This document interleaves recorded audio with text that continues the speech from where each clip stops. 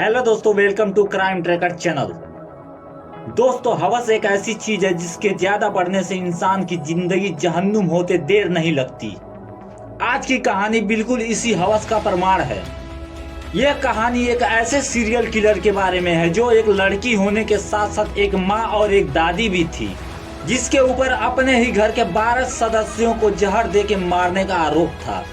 आखिर कैसे प्यार की भूखी इस औरत ने पूरे परिवार सहित अपने 4 पतियों को भी मार दिया और 5वां पति डर के मारे तलाक लेकर भाग गया। दोस्तों, हम बात कर रहे हैं अमेरिका की नैनी डॉस के बारे में, जिसे द गिगलिंग ग्रैनी कहा जाता है। नैनी डॉस का जन्म 1905 को अलाबामा में एक शराबी परिवार में हुआ था। उसके बचपन का नाम हेजल था। नैनी डॉस के पिता एक किसान थे जो अपने ही खेत में काम करके गुजारा करते थे। हालांकि नैनी डॉस के 3 बहनें और एक भाई भी था। नैनी के पिता अपनी पत्नी और बच्चों को हमेशा मारते और प्रताड़ित करते थे, जिससे नैनी की माँ और बहनें हमेशा डरी हुई रहती थी। नैनी की माँ एक कॉपी में राजकुमारों और राजाओं की कहानियां लिखती थी, जिसे नैनी अक्सर पढ़ती रहती थी। हालांकि नैनी के पिता को ये चीजें बिल्कुल भी पसंद नहीं थी। नैनी के पिता अपने बच्चों को हमेशा स्कूल जाने से रोकते थे। वो चाहते थे कि उनके बच्चे खेती करें, जिससे नैनी और उनके भाई बहनों की पढ़ाई पर बहुत बुरा असर पड़ा। दोस्तों, नैनी के पिता कभी नहीं चाहते थे कि उनकी लड़कियां मेकअप करें या फिर छोटे कपड़े पहने, जिससे लोगों की गंदी नजर उन पे पड़े। हालांकि कहीं ना कहीं अपनी जगह पर वो सही थे।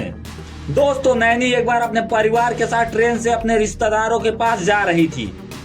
उसकी उम्र तकरीबन 7 साल रही होगी। वो ट्रेन में खेल रही थी कि अचानक ट्रेन का ब्रेक लगा, जिससे नैनी के सिर में काफी गहरी चोट आई। हालांकि कुछ महीनों के बाद नैनी ठीक हो गई और ऐसे ही समय चलता रहा। तकरीबन 1921 में जब नैनी 16 साल की हुई तो वो एक कपड़े के मिल में काम करने लगी। उसी मिल में चार्ल्स वेगस नाम का एक लड़का भी काम करता था। नैनी और वेगस ने लगभग 4 महीने तक प्यार मोहब्बत किया। उसके बाद नैनी के पिता ने वेगस और नैनी की शादी करवा दी। इसी बीच नैनी को 4 बेटियां हुई। उसके बाद नैनी और वेगस के बीच आपसी तनाव बढ़ने लगा, जिसके कारण वेगस घर छोड़कर बाहर रहने लगा, जिससे नैनी बहुत ज्यादा नाराज रहने लगी। एक बार वेगस जब घर लौटा तो उसने देखा कि उसकी 2 लड़कियां घर में मरी पड़ी हैं। जब ये बात नैनी से पूछा गया कि ये लड़कियां कैसे मरी, तो नैनी ने कहा, मुझे नहीं पता। हालांकि उसने ही चूहे मारने वाली दवा खिलाई थी अपनी 2 लड़कियों को, लेकिन किसी का शक नहीं गया नैनी पर। उसके बाद वेगस ने अपनी बड़ी बेटी वेलविना को लेकर वहां से चला गया। अब नैनी और उसकी छोटी बेटी फ्लोरीन एक साथ रहती थी। कुछ दिनों के बाद वेगस ने नैनी को तलाक दे दिया। उसके बाद कोर्ट ने दोनों बेटियां फ्लोरीन और मेलविना को नैनी के हवाले कर दिया। उसके बाद से नैनी के अंदर मानो जैसे शैतान जाग गया हो। नैनी अपनी माँ द्वारा लिखे कहानियों को याद कर उसे सच साबित करने का प्रयास करने लगी। अब नैनी प्यार की भूखी हो गई। वो चाहती थी कि उसे कोई राजकुमार की तरह प्यार करे। इसके लिए उसने अपने लिए लड़का खोजना चालू कर दिया। हालांकि वो अपने बच्चियों और अपना पेट भरने के लिए कपड़े के मिल में काम भी करती थी। उसी दौरान नैनी की मुलाकात रॉबर्ट फ्रैंकलिन से हुई। उसके बाद दोनों ने 1929 में शादी कर ली। हालांकि ये शादी 16 साल तक चली, लेकिन नैनी और उसके दूसरे पति की अक्सर लड़ाई होती थी, जिससे नाराज होकर नैनी ने रॉबर्ट फ्रैंकलिन को 1945 में चूहे मारने की दवा शराब में डालकर अपने पति को पिला दिया, जिससे उसके दूसरे पति की दर्दनाक मौत हो गई। उसके बाद नैनी ने अपने पति के इंश्योरेंस का पूरा पैसा ले लिया। अब नैनी को मजा आने लगा था लोगों को मारने में, क्योंकि कोई उसके ऊपर शक नहीं करता था। इसी बीच नैनी की बेटी मेलविना की शादी हो गई, लेकिन नैनी अपने उम्र का लिहाज न कर फिर से अपने लिए पति ढूंढने लगी। वो अखबारों में इश्तेहार देने लगी। कुछ समय बीतने के बाद नैनी की बेटी मेलविना ने एक लड़के को जन्म दिया, जिसका नाम रॉबर्ट ली हैंसन था। उसके 1 साल बाद मेलविना ने एक और बच्चे को जन्म दिया, लेकिन यह बच्चा पैदा होते ही मर गया। हालांकि नैनी ने ही उस नवजात बच्चे के सिर में हेडपिन चुभोकर मार दिया था और किसी को इस बात का पता ही नहीं चला। अब नैनी को अपने आप में ही बहुत कॉन्फिडेंट हो गया कि वो बड़े आराम से किसी को भी मार सकती है। हालांकि मेलविना अभी इस दर्द से उभरी भी नहीं थी कि उसी बीच मेलविना को ख्याल आया कि थोड़ा अपने दादी के घर पर जाकर आती हूँ, जिससे मन हल्का हो जाएगा। मेलविना का यह सोचना काफी कुछ बदलने वाला था। हालांकि मेलविना ने अपनी माँ के पास अपने बेटे रॉबर्ट ली हैंसन को रखा और थोड़े दिन के लिए अपनी दादी के पास चली गई। उसी बीच मेलविना को खबर मिली उसका बेटा रॉबर्ट मर चुका है। अब मेलविना को काफी दुख हुआ।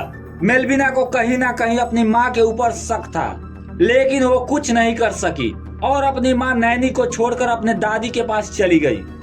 इसी बीच नैनी की मुलाकात अर्ली लैनिंग से हुई। 1947 में दोनों ने शादी कर ली। हालांकि ये नैनी की तीसरी शादी थी। नैनी हमेशा चाहती थी कि उसका पति उससे प्यार करे, लेकिन उसके पति नैनी को दिल से नहीं उसके जिस्म से प्यार करते थे और फिर जब मन भर जाता तो लड़ाई झगड़ा करने लगते, जिससे नाराज होकर नैनी उन्हें चूहे मारने वाली दवा खिला देती। ऐसा ही हुआ कुछ अर्ली लैनिंग के साथ। अर्ली लैनिंग एक शराबी था। वो अक्सर घर से बाहर रहता। उसका ज्यादातर समय वेश्याओं के बीच गुजरता, जिससे नाराज नैनी ने अर्ली लैनिंग को भी चूहे वाली दवा को खाने में मिलाकर दे दिया, जिससे उसके पति की मौत हो गई। उसके बाद नैनी के ऊपर किसी ने शक नहीं किया, जिसका फायदा उठाकर फिर नैनी अपने लिए समाचार पत्र के माध्यम से अपने जीवन साथी की तलाश करनी शुरू कर दी। इसी बीच उसकी मुलाकात जेम्स टाउन के रिचर्ड एल मार्टन से हुई। नैनी ने मार्टन से शादी कर ली। सब कुछ ठीक चल रहा था कि मार्टन की माँ भी नैनी और मार्टन के पास रहने के लिए आ गई, जिससे नैनी को बहुत गुस्सा आया, क्योंकि उसका मन था कि वो अपने पति के साथ अकेले समय बिताए। फिर क्या था, नैनी ने अपने पति मार्टन की माँ को चूहे मारने वाली दवा खाने में मिलाकर खिला दी, जिससे उसकी मौत हो गई और किसी को इसकी खबर नहीं मिली, क्योंकि सबको यह एक नेचुरल डेथ लग रहा था। हालांकि कुछ महीने के बाद जब नैनी का दिल भर गया मार्टन से, तो उसने 19 मई 1953 को मार्टन को शराब में जहर मिलाकर पिला दिया, जिससे उसकी भी मौत हो गई। इसके बारे में भी किसी को कुछ पता नहीं चला और फिर नैनी अपने घर वापस आ गई। हालांकि उसने उसी साल के अंत में एक और पति की तलाश कर ली, जिसका नाम सैमुअल डॉस था। फिर नैनी ने 1953 में सैमुअल से शादी कर ली। सैमुअल एक बहुत अमीर आदमी था, ये बात नैनी को पता थी। नैनी चाहती थी सैमुअल को मारकर उसकी पूरी जायदाद अपने अधिकार में कर ले। इसके लिए उसने सैमुअल को जहर देना शुरू कर दिया। थोड़े ही समय में सैमुअल की तबीयत खराब हुई और उसे अस्पताल में भर्ती करवाया गया, जहाँ डॉक्टरों ने सैमुअल को बचा लिया। सबको लग रहा था सैमुअल का खाना सही से ना पचने की वजह से तबीयत खराब हुई है। डॉक्टरों ने भी कुछ खास चीजों की पुष्टि नहीं की, क्योंकि नैनी ने जो जहर सैमुअल को दिया था उसका डोज बहुत कम था। हालांकि 5 अक्टूबर 1954 को डॉक्टरों ने सैमुअल को अस्पताल से छुट्टी दे दी, लेकिन महज 7 दिन बाद यानी 12 अक्टूबर 1954 को सैमुअल की डेथ हो गई, जिससे सैमुअल को इलाज करने वाले डॉक्टरों को कुछ शक हुआ। उन्होंने सैमुअल की बॉडी का पोस्टमार्टम कराया, जिसमें सैमुअल की मौत चूहे मारने वाली दवा से हुई थी। उसके बाद फौरन पुलिस बुलाया गया और नैनी को गिरफ्तार करवाया गया। हालांकि पहले नैनी ने अनजान बनने की कोशिश की, लेकिन पुलिस के सामने नैनी ने आखिरकार हार मान ली। उस पे जे हार्वर्ड एडमिशन द्वारा मुकदमा चलाया गया। उसी दौरान नैनी ने लगभग 12 लोगों को जान से मारने की बात कबूली। उसके बाद 17 मई 1955 को नैनी को आजीवन कारावास की सजा सुनाई गई। हालांकि नैनी ने 10 साल ही जेल में बिताए थे कि उसकी अचानक तबीयत खराब हो गई। जब डॉक्टरों ने उसका चेकअप किया तो